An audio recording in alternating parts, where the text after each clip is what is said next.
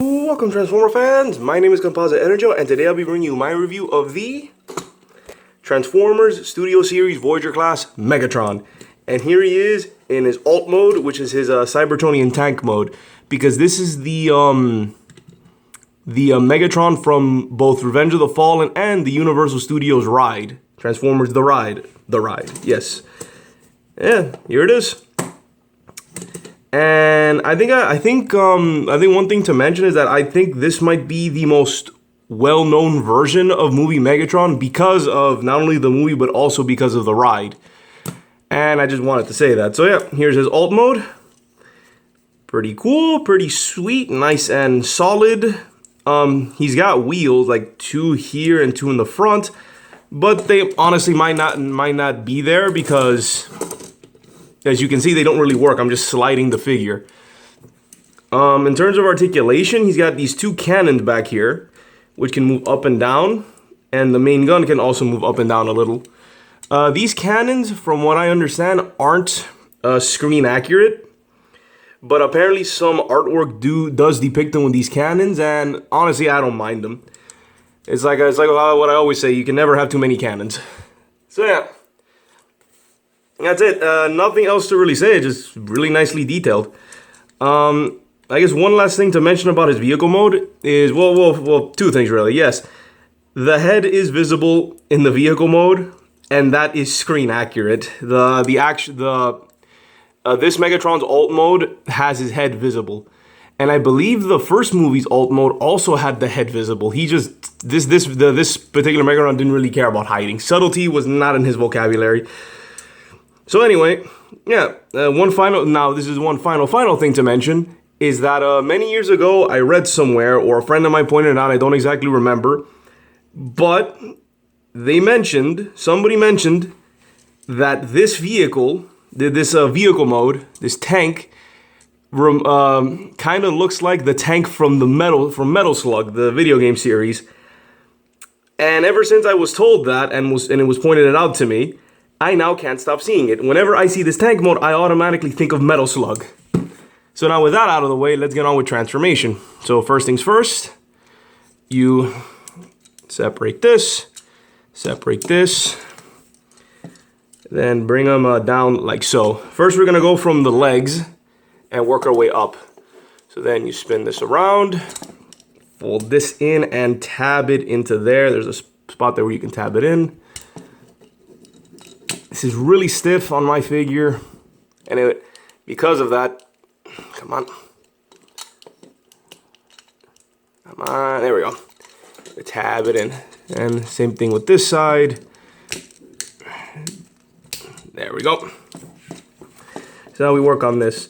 Oh, be very careful with these back panels on my figure, and from what I've read other figures as well, these things just pop off really easily, so watch out. On my figure, it's this one that pops out the most.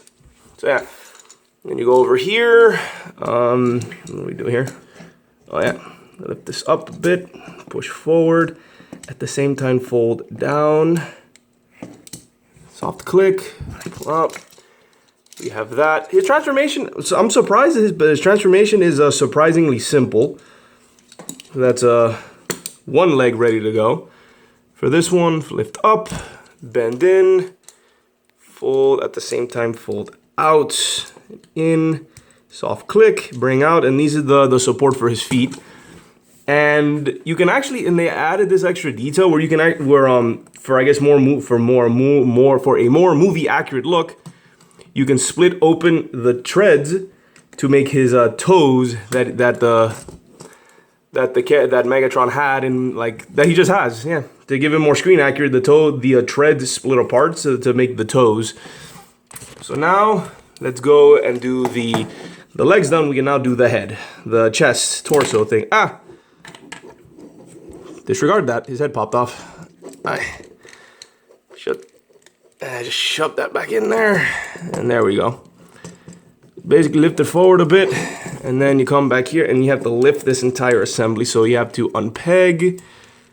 There we go, peg, lift up, and then just finagle out his arms. big beefy arms. Well, one beefy arm and the other not so beefy. There you go.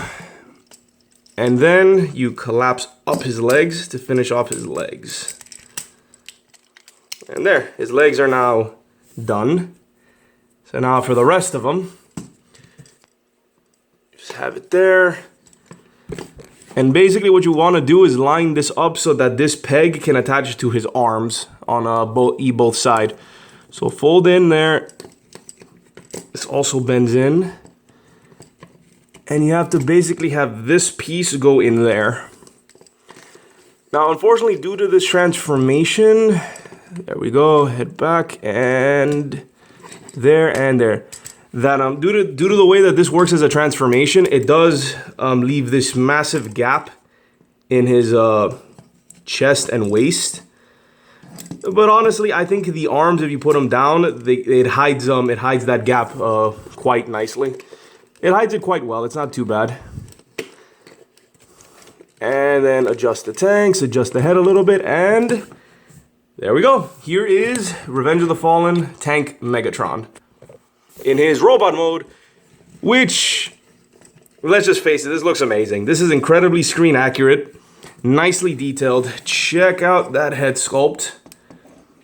That's a very nice head sculpt, nice eyes.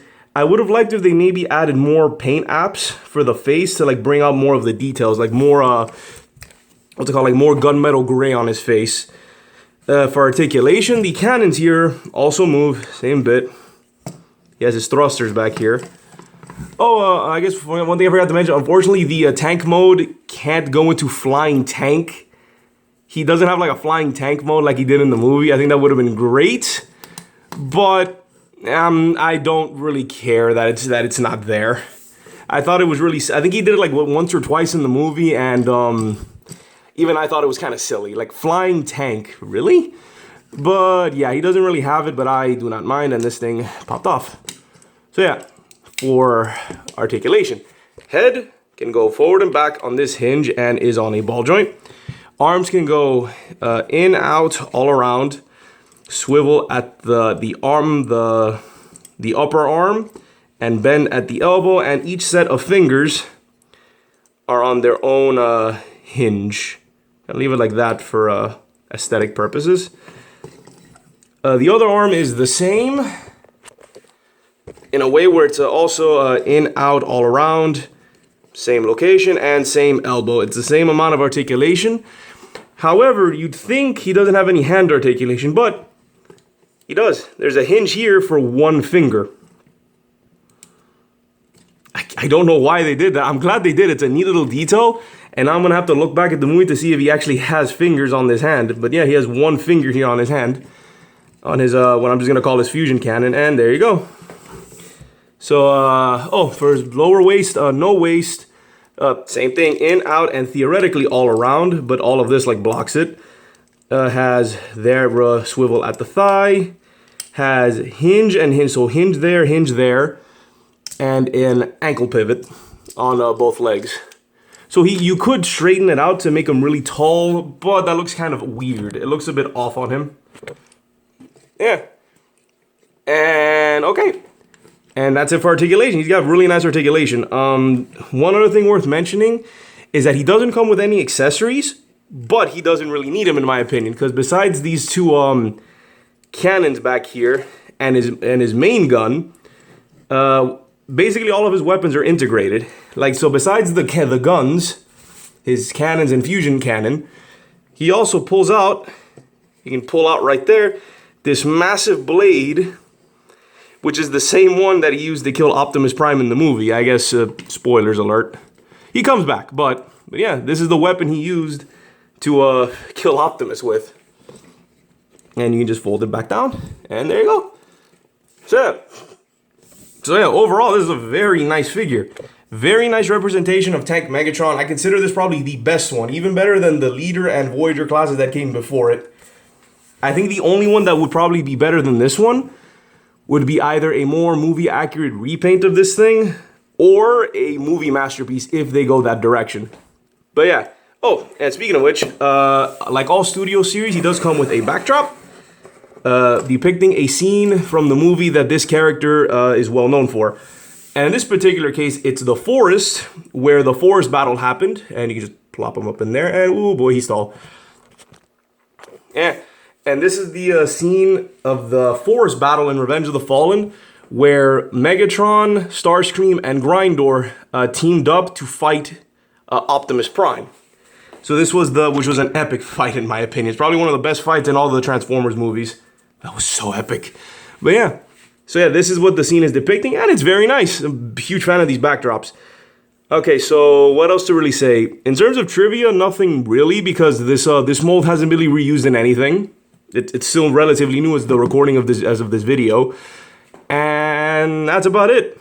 No real complaints. The gap in the middle is one thing, and the looseness of these back pieces is another, but I consider them relatively minor because there's just so much good in this. This figure does so much right that the few things that it has wrong do not bother me. I don't see them.